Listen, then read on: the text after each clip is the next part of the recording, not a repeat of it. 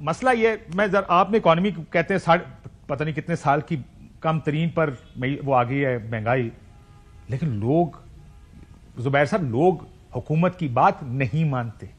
یہ آپ ہم مانیں یا نہ مانیں؟ اگر میں آ رہا ہوں واپس، اگر یہی سوال لے کر آپ کے پاس بھی آتا ہوں میاں صاحب کہ لوگ نہیں مان رہے، آپ جو مرضی ان کو کہنا چاہتے ہیں لوگ نہیں مانتے، کیوں؟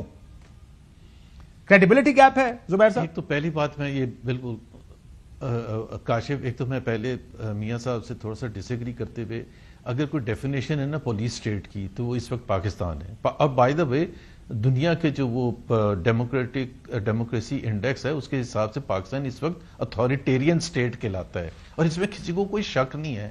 میں نے تو ان چیزوں کا نہیں ذکر کیا تھا جو سوشل میڈیا پر جو اس وقت حملے ہو رہے ہیں اور جس طرح سے روکنے کی کوشش کی جا رہی ہے، اور اس کی بھی ایک ہی وجہ ہے کیونکہ اسٹیٹ کا نیریٹو سوشل میڈیا پر نہیں چلتا، وہ پی ٹی وی پر، اور یہ تو ڈنڈا کر کے ڈرا دھمکا کے اپنا بیانیاں چلوا دیتے ہیں نارمل ٹیلی ویژن چینلز پر، بٹ سوشل میڈیا پر ان کا ہے نہیں، اس لیے وہ قتل کو روکنے کے لیے یہ اتنا سب کچھ کرتے ہیں.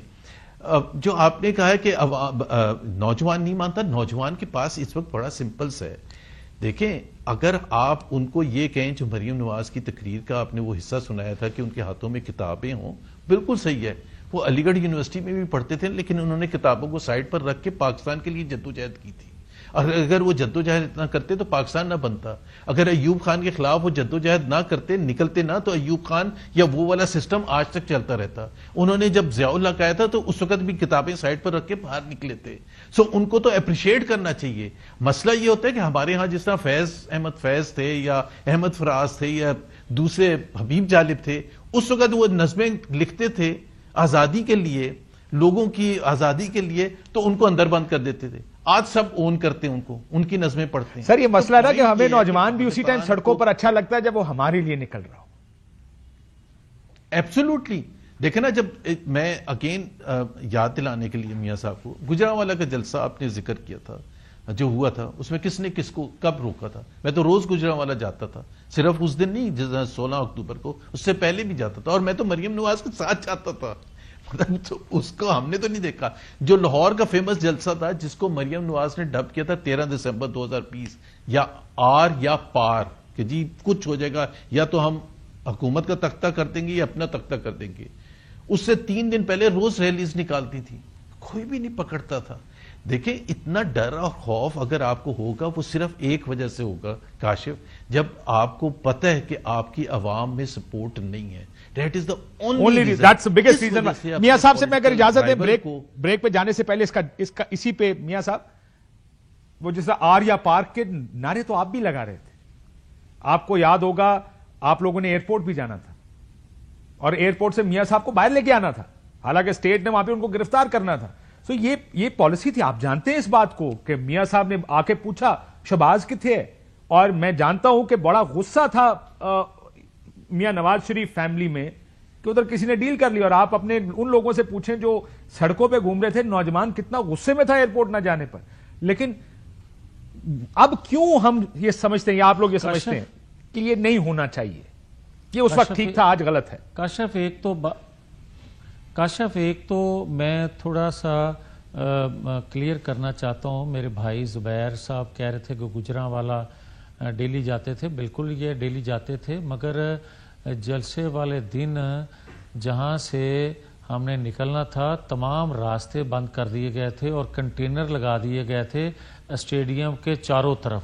اور وہ کنٹینر میں نے اور عطا تارڑ نے لوگوں کے ساتھ مل کے ہٹائے تھے راستہ بنانے کے لیے. اب آ جائیں جو بات آپ کر رہے ہیں، تو آپ بھی کنٹینر ہٹایا کرتے تھے لوگوں کے ساتھ ہیں جی.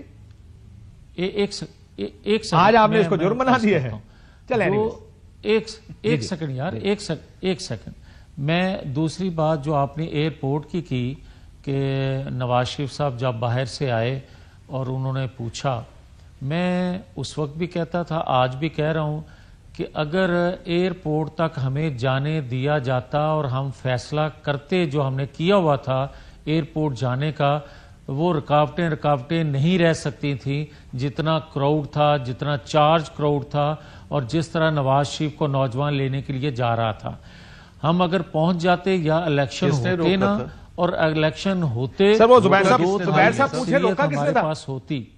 یہ تو آپ لوگوں نے خود ہی فیصلہ کیا ہوا تھا نا, صفدر خانے کا جانے کا پلاننگ بھی نہیں تھا.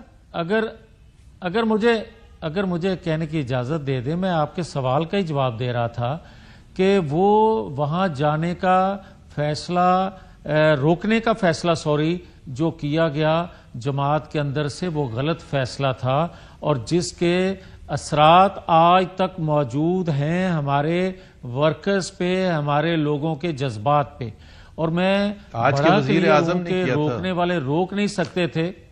وہ کہہ رہے ہیں آج کے وزیر اعظم نے کیا تھا سر, یہ مان تو لیں. یقیناً آپ یہ ٹھیک کہہ رہے ہیں, یقیناً ٹھیک کہہ رہے ہیں. تو میں یہ تو آپ یہ دونوں مانتے ہیں کہ وہ فیصلہ نہ جانے کا تھا. اوکے, ایئرپورٹ جانے کا فیصلہ کہ سب ایئرپورٹ جائیں گے یہ فیصلہ میاں نواز شریف صاحب نے کیا تھا, اگر ایئرپورٹ نہیں جائیں گے یہ فیصلہ شہباز شریف صاحب نے کیا.